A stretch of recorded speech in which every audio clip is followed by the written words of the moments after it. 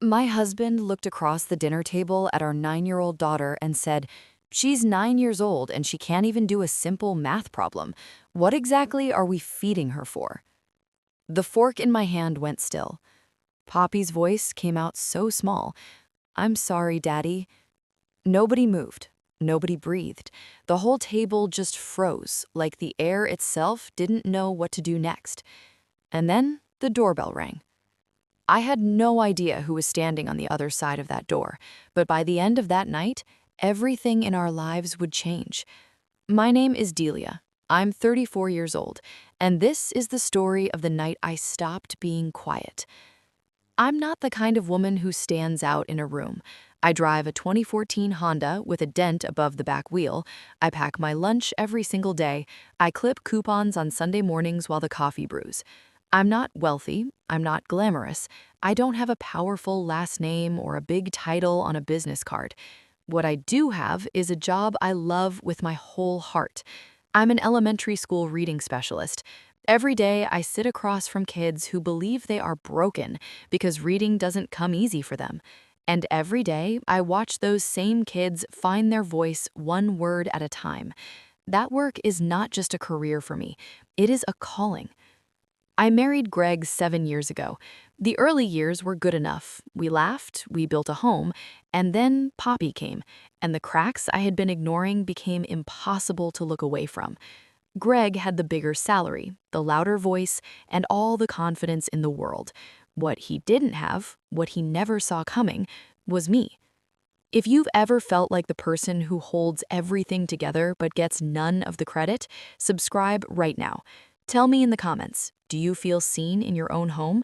Let's talk. And click hype so this story reaches someone who needs it. Now let me take you back, not to the night of the doorbell, but to 3 weeks before it. Because that Tuesday dinner was not where this story started, it was just where it finally boiled over. Greg had been on a performance kick with Poppy for months. His coworker's daughter was apparently reading at a 6th grade level, and Greg had decided that fact was somehow a personal failure in our household. He started quizzing Poppy at dinner, math facts, spelling words, reading comprehension questions about books she hadn't finished yet.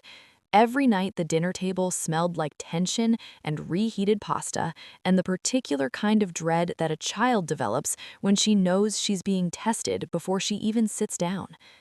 That Tuesday, he pulled out multiplication, 7s and 8s.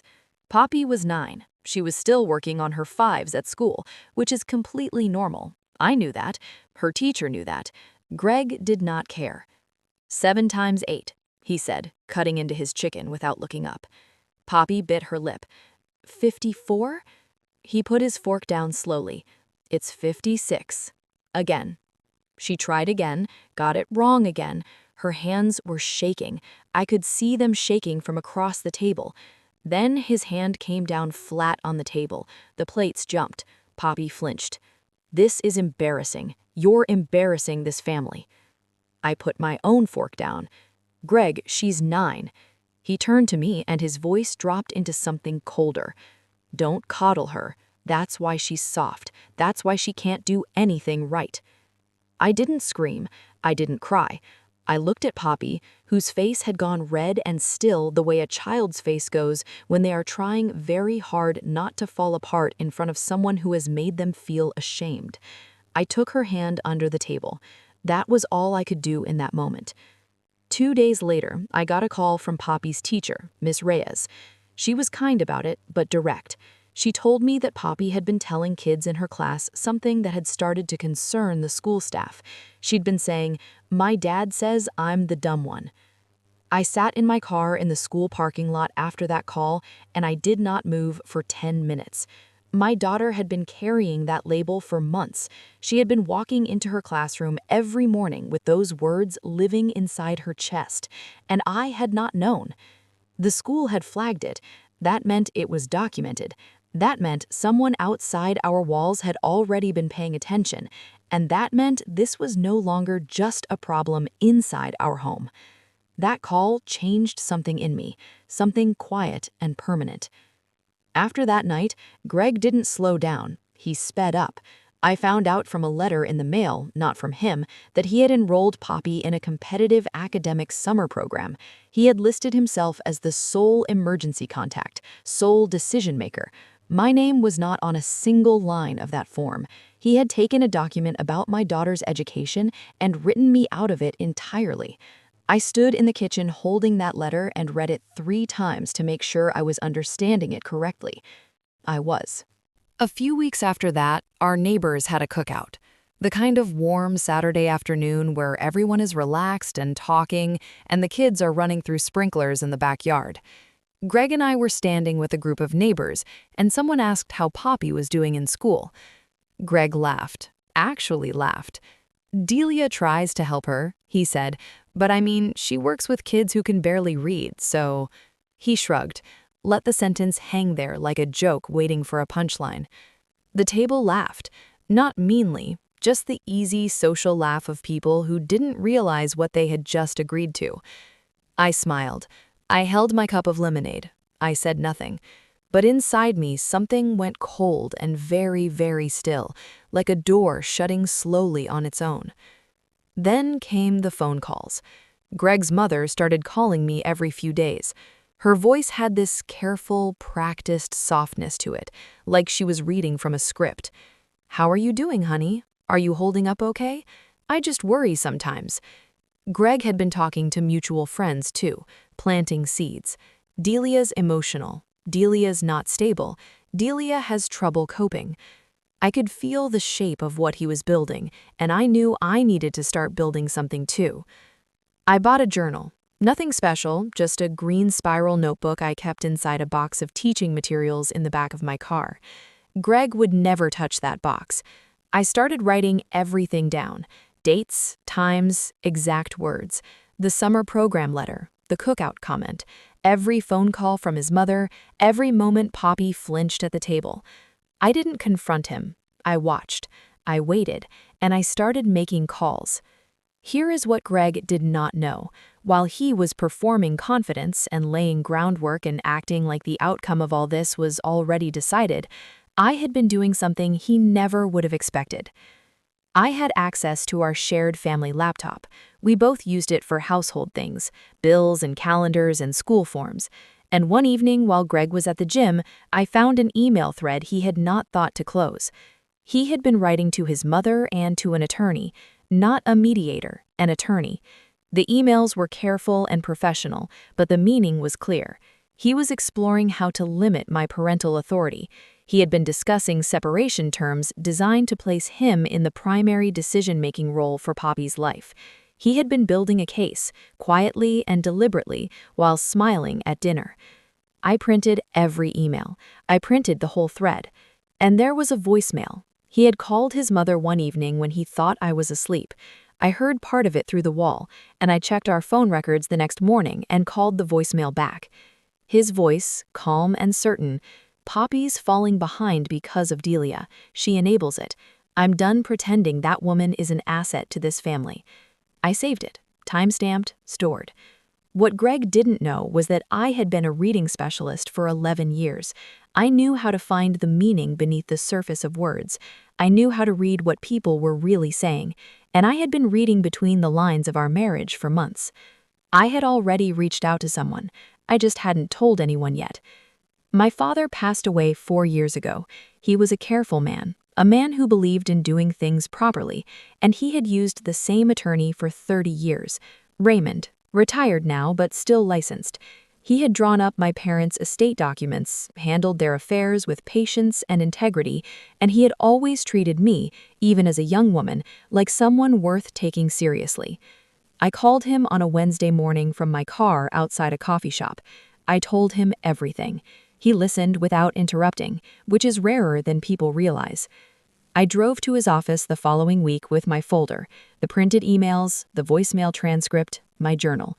He read through everything slowly, his reading glasses low on his nose, the office smelling like old paper and wood polish. When he finished, he looked up. "What your husband is doing isn't just unkind. Some of this is legally actionable, and all of it is documented. You're in a stronger position than he thinks." He also told me something that shifted my understanding of where things already stood. The school's documentation of Poppy's comments, the flagging by Miss Reyes, the records they had started keeping, that kind of documentation can trigger a formal welfare check. An outside party was already involved. Greg had no idea. Raymond began drafting a preliminary legal letter. I told him to have it ready. Meanwhile, Greg came home one evening and announced, almost casually, that he had scheduled a family mediation session through an attorney he knew. He said it like it was a reasonable, cooperative step, a mature decision. He said it like he was doing me a favor. I knew it wasn't mediation. I knew exactly what it was. A step in a proceeding he had already started, a room designed to make me look like the unstable one. I looked at him, and I said, "Okay, just that. Okay." He smiled. He thought he had already won. He was wrong. Now we are back to that dinner, the one where it started. The fork going still, Poppy's voice breaking, Greg's words hanging in the air like something permanent. And then the doorbell rang. I walked to the front door and I opened it. Standing on my porch was Dr. Anita Marsh, Poppy's school principal. Beside her was the school counselor, Miss Delgado. They were not smiling the way people smile when they're dropping something off. They were standing straight and calm and serious. "Mrs. Delia," Dr. Marsh said, "I'm sorry to come unannounced. We need to speak with you and your husband tonight." It was a home welfare check, triggered by Poppy's repeated statements at school about being called the dumb one at home, triggered by the documentation Miss Reyes had been collecting, triggered by a system that had been quietly watching our home long before this moment. Greg appeared behind me.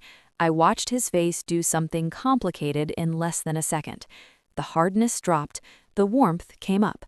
He stepped forward, voice smooth and welcoming. "Of course, please come in." They came inside. Miss Delgado asked to speak with Poppy privately in the living room, while Dr. Marsh sat at the kitchen table with Greg and me. Dr. Marsh did not ease into it. "We've received multiple reports from Miss Reyes and 2 of Poppy's classmates. Poppy has made repeated statements about the way she's spoken to at home. We need to understand what's happening in this household." Greg leaned forward, reasonable and steady. "I think there may be some miscommunication. Poppy's sensitive. We push her academically because we want the best for her. But Delia sometimes has a hard time with boundaries around discipline. She's very emotional." He was pivoting.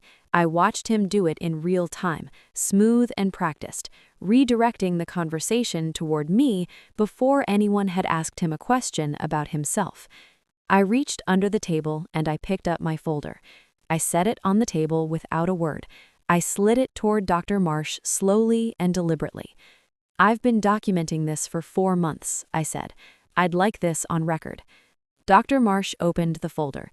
She looked at the first printed email, then the second. She looked at the voicemail transcript. She looked at Raymond's preliminary legal letter. She was quiet for a moment.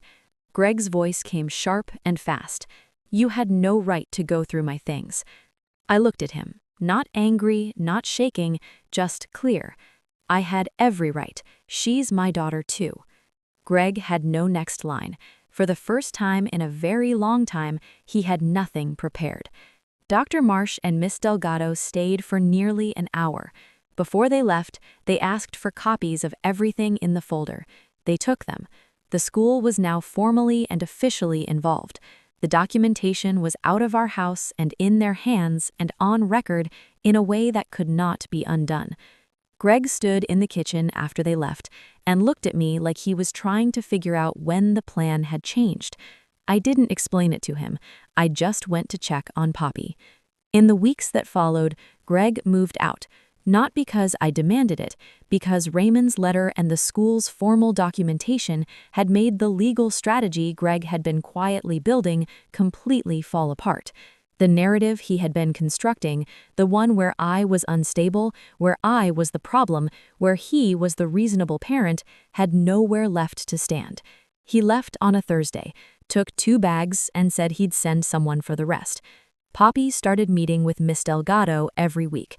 Within a month, her teacher called me to say that Poppy had started raising her hand in class again. that she'd been laughing at lunch, and that she had volunteered to read out loud during reading circle and had made it through the whole passage without stopping. I had to pull over when I got that call. I sat in my car with my hand over my mouth for a full minute. One evening, a few weeks later, I stood in the doorway of Poppy's room. She was on her bed with a chapter book, feet in the air, completely lost in the story. The lamp was warm beside her. She had no idea I was watching. She turned a page and made a small sound of excitement at whatever she had just read. I felt something in my chest that I hadn't felt in years. Not happiness, exactly. Quieter than that. Peace. Real peace. Not the performance of peace, not the held breath and careful smile of keeping things calm for someone else's comfort. Just peace. I spent so long trying to keep the quiet in that house that I almost let it cost my daughter her voice. The moment I stopped protecting his comfort and started protecting her, that was the moment we both got free. If someone in your home has ever made your child feel small or used your child against you in a way that kept you silent, you know exactly what that weight feels like. Subscribe and share your story in the comments. You don't have to protect people who hurt your kids just to keep the peace. Drop a comment below and let this community know you're not alone. Click hype to help this story reach every parent who needed to hear it.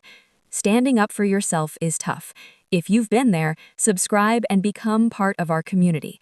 Let me know this story helped by clicking hype, and tell me where you're watching from. I love seeing how far these stories travel.